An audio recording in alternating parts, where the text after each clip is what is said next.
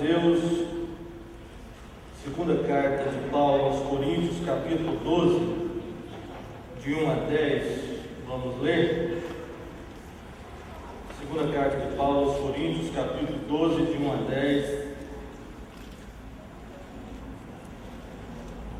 nos ensina algumas coisas interessantes que nós queremos compartilhar com os irmãos nessa noite. Vamos fazer uma leitura responsiva, todos participando. Em verdade que não convém gloriar, mas passarei as visões e revelações do Senhor.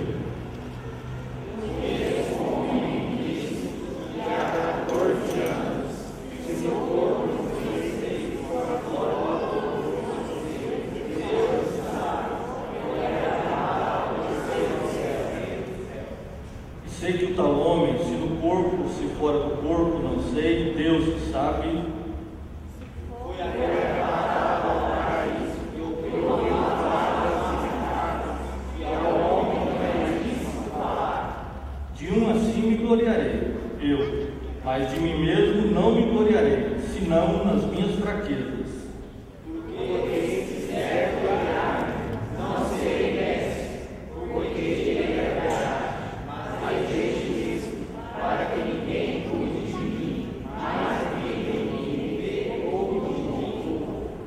Para que me não exaltasse pelas excelências das revelações, foi-me dado um espinho na carne, a saber, o mensageiro de Satanás, para me esbofetear, a fim de me não exaltar.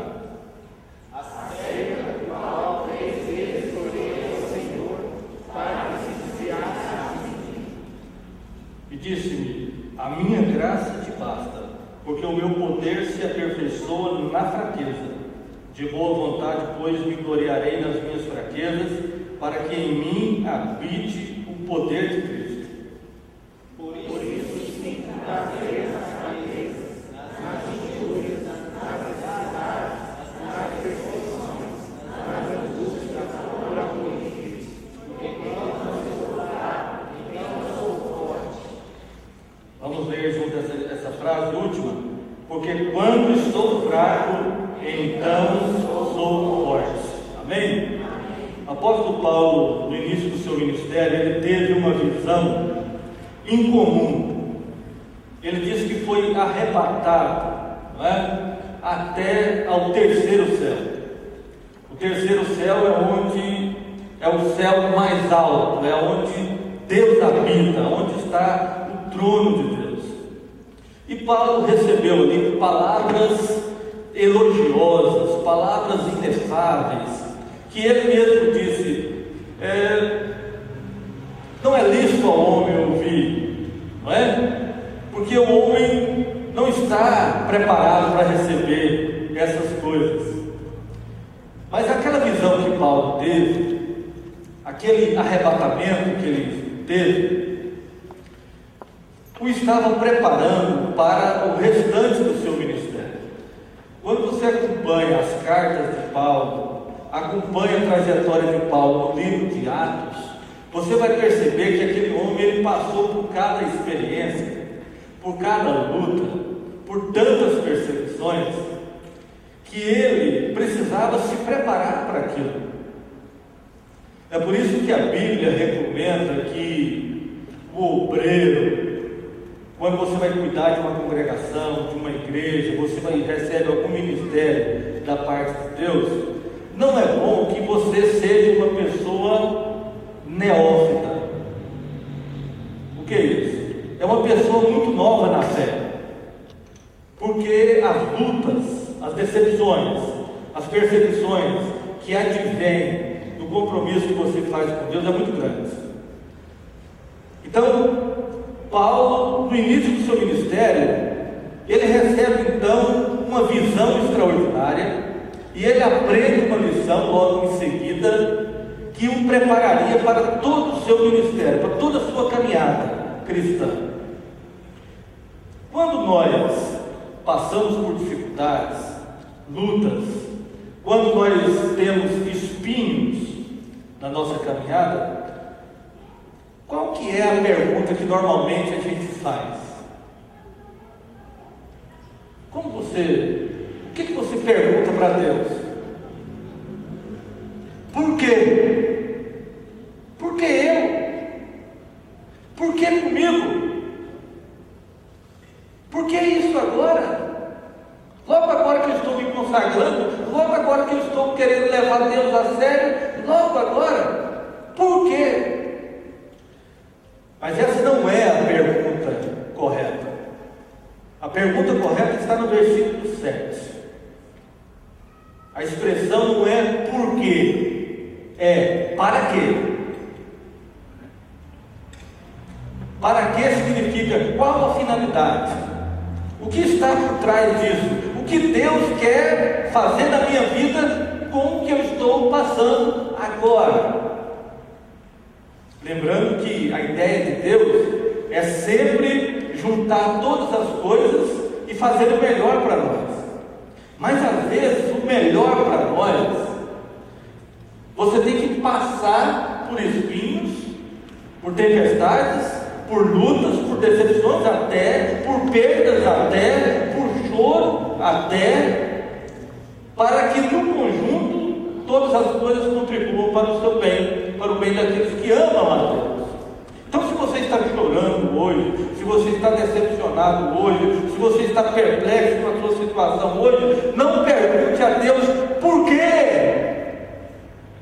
Pergunte a Ele para quê? Para quê? Olha o que ele diz no versículo 7. Um homem que foi arrebatado ao terceiro céu, que recebeu ali palavras elogiosas. Agora ele diz: e para quê? Não me exaltasse pelas excelências das revelações, foi-me dado um espinho na carne. O espinho tem a ideia daquilo que incomoda, né? Já viu quando você está com um espinho no pé? Que todo jeito que você faz, ele fica ali te dando um cutucão. Tem hora que parece que some, desaparece, de repente você te dá um cutucão. Tem algumas dificuldades, algumas lutas que nós passamos na vida, que ela fica como um espinho, ela fica te incomodando. Você faz tudo para andar bem, para estar tudo ok, tudo sob controle, mas aquele espinho fica te cutucando, e você fica inquieto com aquela situação. Quando isso acontece, nós precisamos perguntar: para quê? Paulo entendeu. Ele disse: para que eu me não exaltasse. Deus, todas as pessoas que se envolvem com Ele e começam a servi-lo, vai experimentar, vai ver Deus fazer muitas maravilhas. Muitas maravilhas. Deus faz, Ele é o Deus das maravilhas. E só Ele faz maravilhas. E às vezes, Ele vai fazer maravilhas por seu intermédio. Quando isso acontecer, o que nós vamos fazer?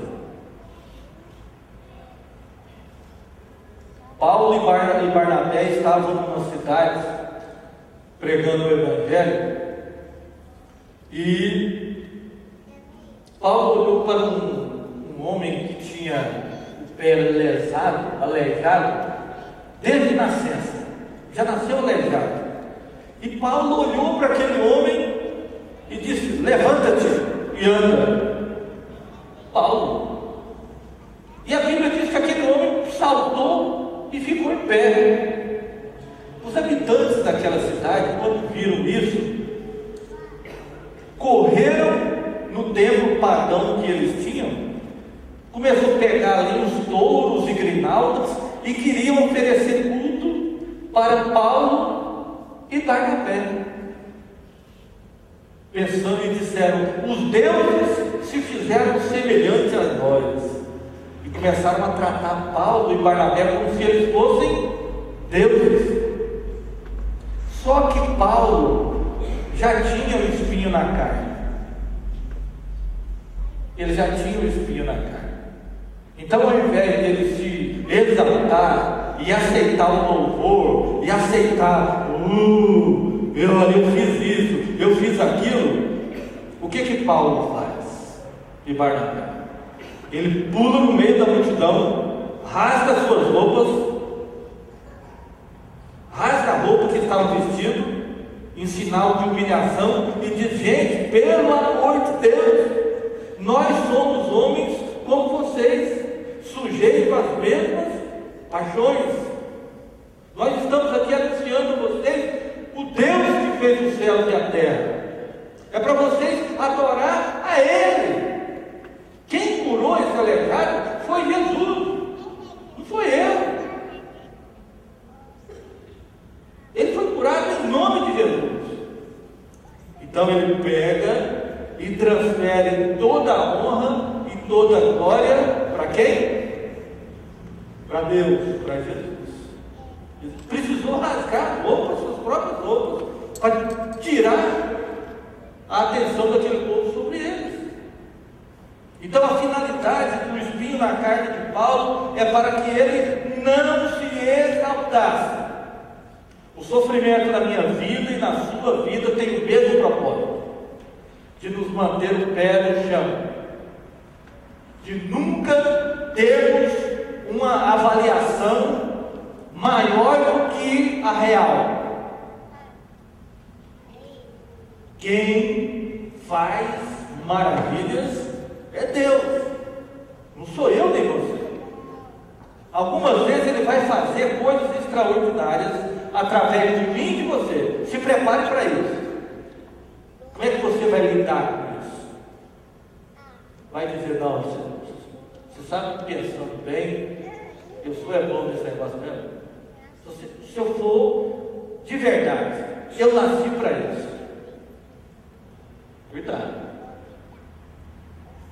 Um hino antigo do Luiz de Carvalho, ele dizia: se algum dia algum louvor eu ganhar, eu quero fazer o quê?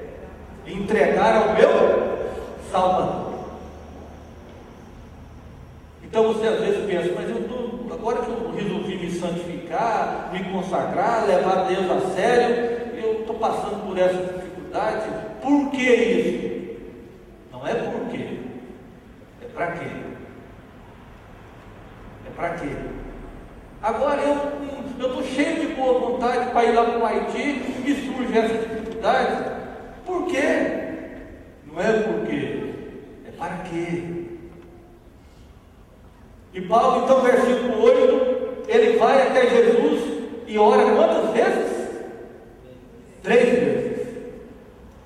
Ele diz: Senhor, eu preciso fazer o teu trabalho, eu preciso fazer a tua obra, mas com esse espinho na carne, que ele chama aqui do mensageiro de Satanás. Às vezes um pastor, um líder de igreja, às vezes a família pastoral tem que continuar fazendo o trabalho, mesmo como mensageiro de Satanás, no meio da congregação. Às vezes Satanás levanta gente no meio da congregação para atazanar a vida da igreja. E a igreja tem que conviver com isso, com o espinho. Quando ela experimenta isso, ela lembra que ela precisa mais do que nunca de quem? De Deus. Mais do que nunca de Deus. Quando nós temos situações que nós não sabemos resolver, seja na nossa vida particular, seja na vida da igreja, o que nós costumamos fazer? Recorre a quem? A Deus. É isso que eu quero. É isso que eu quero. Para quê? Essa é a pergunta correta. O que Deus quer nos ensinar com isso? Porque nada, irmão, acontece sem que Ele permita. Ele é Senhor. Ele é Senhor. Ele vê tudo, sabe tudo, conhece tudo. Ele orou 3 vezes. E Jesus falou: não, então já que você orou 3 vezes, beleza, você está liberado do espinho na carne. Foi isso? Hã? Não? Hã? Paulo não orou com fé? Orou ou não orou? Ele não orou insistentemente? Orou. E Jesus disse: não. Então, às vezes, eu e vocês estamos buscando a Deus já há algum tempo, em alguma coisa bem específica, e o negócio parece que não anda. O que Jesus quer com isso? Para quê? Para quê? Qual que é a tendência, de verdade, aqui entre cá entre nós? O que acontece logo imediatamente quando eu resolvo o problema? O que eu faço com Deus? Até que o problema seja resolvido, eu fico nos pés de Jesus, me humilhando, me consagrando, buscando, tal. Ele resolve o problema para mim. Qual que é naturalmente a minha tendência? Obrigado, Senhor, amém? Então tá bom. E esquecer com uma rapidez violenta. Eu oro 200 vezes pedindo e gasto 30 segundos agradecendo. Tira de mim esse espinho, tira de mim esse espinho, tira de mim esse espinho. Jesus falou: você vai me servir o resto da sua vida com esse espinho. Jesus é mau?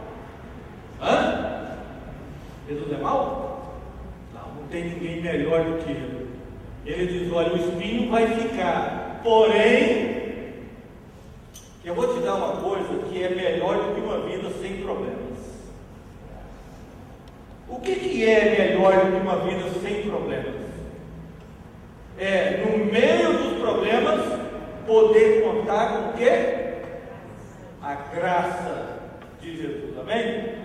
É você estar no meio da luta, no meio da dificuldade, lutando, com um espinho entrando, às vezes, te incomodando, naquele lugar mais dolorido, como uma espada pontiaguda, te tirando do sério, tentando te desanimar, e você continua servindo. Continua servindo a Ele, porque a graça de Cristo nos basta. Amém? Isso é verdade? A graça de Cristo nos basta. Ela supre todas as nossas necessidades. Então, nós precisamos aprender a servir a Deus e enfrentar a vida. Não é só quando os nossos problemas desaparecerem, não. É chorando e trabalhando para Ele, gemendo e trabalhando, se for preciso.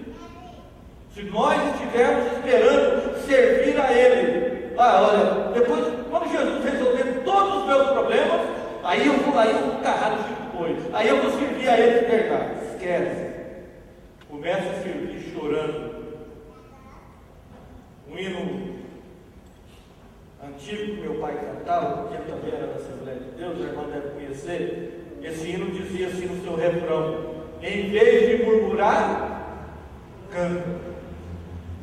Em vez de murmurar, canta. Em vez de murmurar, canta. Então, no meio da luta, no meio da dificuldade, continua servindo.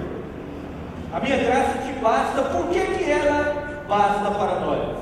Olha o que ele vai dizer no versículo 9: porque o meu poder se aperfeiçoa na fraqueza. Quando nós não temos fraqueza, quando nós tiramos tudo de letra, quando nós fazemos com a nossa própria capacidade, quando uma igreja é muito forte na carne, não tem espaço para Jesus trabalhar. Quando uma igreja tem todos os recursos que precisa, humanos, materiais, etc, ela não dá espaço para Jesus trabalhar, não depende dele. Isso acontece na igreja e na minha vida e na sua também. Quando tudo está sobrando, saúde sobrando, dinheiro sobrando, amigos sobrando, normalmente nós não damos espaço para Jesus trabalhar. Mas quando nós enfrentamos as nossas fraquezas, entendemos as nossas limitações, enfrentamos dificuldades que nós não temos solução, aí o poder de Deus se aperfeiçoa. Porque quando Ele faz a maravilha, as pessoas vão dizer: mas não foi o pastor, não foi o vice-moderador, não foi o irmão fulano, não foi a irmã fulana, porque isso ninguém pode fazer. Só Deus pode fazer. Só Deus pode fazer. Tanto na minha vida quanto na vida da igreja. Então o poder de Jesus, ele é aperfeiçoado nas nossas fraquezas, para que em mim habite o poder de Cristo. Irmãos, eu nunca vou experimentar poder espiritual sem reconhecer diante de Deus as minhas fraquezas. Você costuma dizer para Deus das suas fraquezas ou só das suas virtudes? Você é daqueles que, como Jesus falou, chega no templo e diz: ô Senhor, eu te dou graças porque eu não sou como os meus irmãos fracos, esfarrapados. Eu faço isso, eu faço aquilo, e eu sou tal, porque eu pego e arrebento. Você é desses? Ou você é daqueles que diz: Senhor, tem coragem de levantar a minha cabeça, ser propício a mim, pecador? Muitos crentes ficam muitos anos na igreja e nunca experimentam o poder espiritual, porque não contam para ele as suas fraquezas. Nós devemos contar para Jesus as nossas fraquezas. É isso que ele está dizendo. Quando eu reconheço a minha fraqueza, o poder de Cristo habita em mim. E aí Deus pode me usar e usar poderosamente. Portanto, eu sinto prazer nas fraquezas, nas injúrias, nas necessidades, nas perseguições, nas angústias, por amor de Cristo. Porque quando estou fraco, estou forte. Que contradição é essa? Que contradição? Como é que se explica uma coisa dessa? Quando eu estou fraco, aí eu sou forte. Como é que se explica isso? Quando eu reconheço que eu sou fraco, eu vou depender mais de Deus. Se o pessoal do Haiti viajar sabendo que são fracos, vão voltar cantando pela igreja. Se viajar pensando que vai chegar lá e matar a pau, porque ele é bom, porque ele é experiente, aquilo, pode voltar chorando. Um ou outro pode voltar chorando. Nós, quando realizamos a obra de Deus, quando nós achamos que sabemos fazer, podemos fazer, por nós mesmos, nós vamos nos decepcionar muito rapidamente. Mas se eu reconheço a minha limitação, a minha fraqueza, as minhas fraquezas, então eu me torno forte em Cristo, que me fortalece. E aí, o poder dele vai agir em favor da igreja, em favor de cada membro da igreja, de cada família. Cada pai de família precisa chegar aos pés de Jesus e dizer: Senhor, eu não tenho capacidade de cuidar da minha família, me ajuda. Cada mãe de família precisa dizer: Senhor, eu não tenho capacidade de gerenciar aqui a minha casa. Eu não dou conta, eu não consigo. Me ajuda. Senhor, eu não consigo administrar a minha vida. Me ajuda. E aí ele vai lutar. Conta para ele as limitações. É isso que quer dizer. Porque quando eu estou fraco, então eu sou forte. Porque aí a mão de Deus vai se estender. E o braço de Deus é um braço forte ou fraco? É um braço forte. Do Gênesis ao Apocalipse, a Bíblia mostra um Deus que tem um braço forte e principalmente um braço que está à disposição de todo aquele que clama por ele.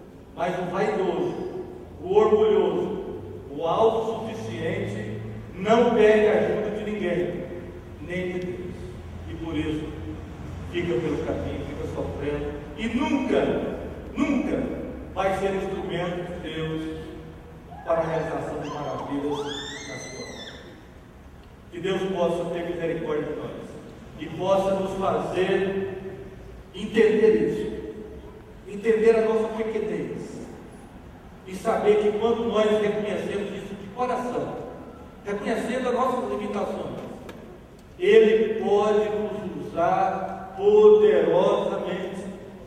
Mas quando a igreja acha que pode, pela sua própria capacidade humana, Deus vai fazer questão de mostrar que não é bem assim.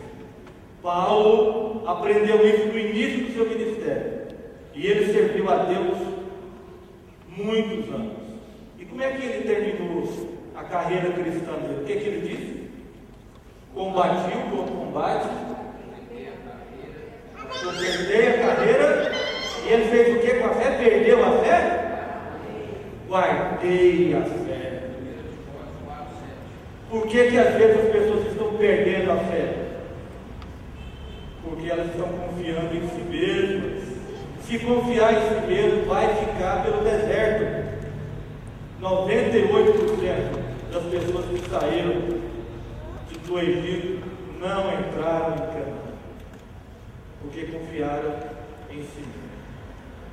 Então, que nós possamos chegar, eu e vocês agora que estão aqui, ó, essa turma, essa família linda, esse povo bonito aqui, que está chegando para Jesus agora, apaixonado por Ele, aprenda isso, porque a caminhada é longa, para que vocês cheguem lá no final e dizem: olha, aconteceu isso, vem tempestade, vem dificuldade, gente me criticou. Eu tenho certeza que já tem gente criticando vocês, não tem?